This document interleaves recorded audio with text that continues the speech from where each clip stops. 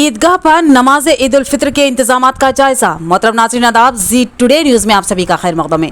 ईदगाह पर नमाज ईद उल फित्र के इंतजामात का जायजा लेने के लिए म्युनिसिपल काउंसलर्स जिसमें शरत रेड्डी, इमरान, मीर नज़ीर अली उर्फ डब्बू, जावेद, अब्दुल्ला, मुखीम अहमद और शेख अदनान ने ईदगाह का दौरा करते हुए जायजा लिया। इस मौके पर तमाम ने मुख्तलिफ हिस्सों का शख्सी तौर पर मुआयना किया।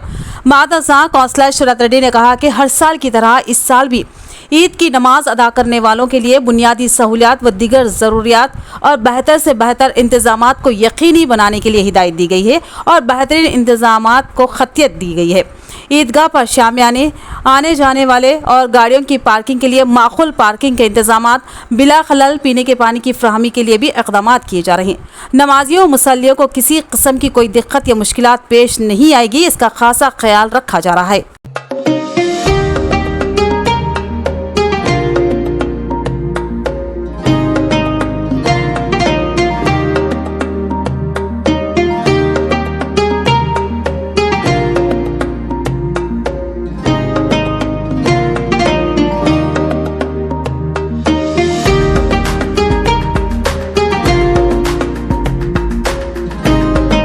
अस्सलाम वालेकुम।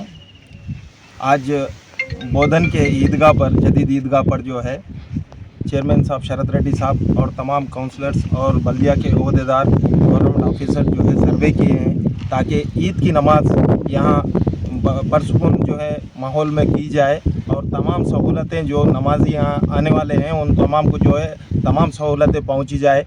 इस तरीके से हर छोटे वो काम पर हमारे शरत रेड्डी साहब ज़ेर नज़र उनकी निगरानी में कर रहे हैं और मैं तमाम जो है यहाँ के ज़िम्मेदारों को और कमेटी वालों को, उन लोगों को तमाम का मैं शुक्रिया अदा करता हूँ जो नमाज के लिए बेहतर से बेहतर इंतज़ाम करें यहाँ, और म्यूनसिपाल्टी वालों का, कमिश्नर साहब का, चेयरमैन मैडम का, शरत रेड्डी साहब का, ओहदेदारों का भी तमाम का शुक्रिया अदा करता हूँ जो इंतज़ामात यहाँ बेहतरीन तरीके से करें। और ये तमाम चीज़ें जो है हमारे सुदर्शन रेड्डी साहब एमएलए साहब की जो है सरपरस्ती में हो रही है, जो वो अपनी तरफ से ये बोलेंगे कि इंतज़ामात में कोई कमी नहीं होनी चाहिए, और म्यूनसिपाल्टी से भी और बेहतरीन बजट दिया गया है डेवलपमेंट के लिए। इंशाल्लाह आगे भी जो है ये ईदगाह को डेवलपमेंट करने के लिए मेरे को जहाँ तक नॉलेज में है 42 लाख कुछ सैंक्शन हुए।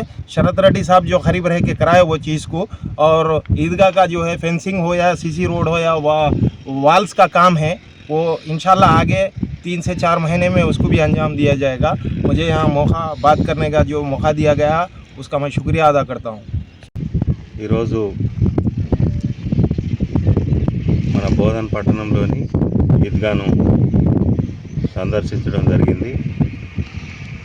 రేపు రంజాన్ పండుగ నాడు జరిగే ప్రార్థన కొరకు మున్సిపాలిటీ పెద్దలు సుదర్శన్ రెడ్డి గారి సూచనలతో వారి ఆధ్వర్యంలో మేమంతా ఇక్కడికి వచ్చి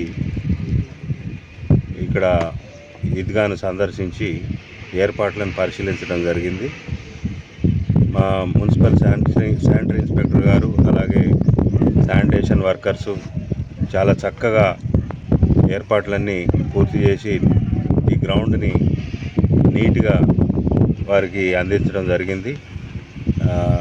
మా అందరి తరపున, కౌన్సిల్ సభ్యులందరి తరపున మా శానిటరీ ఇన్స్పెక్టర్ గారికి, కమిషనర్ గారికి అలాగే శానిటేషన్ వర్కర్స్కి అందరికీ ప్రత్యేక ధన్యవాదాలు తెలియజేస్తున్నాను.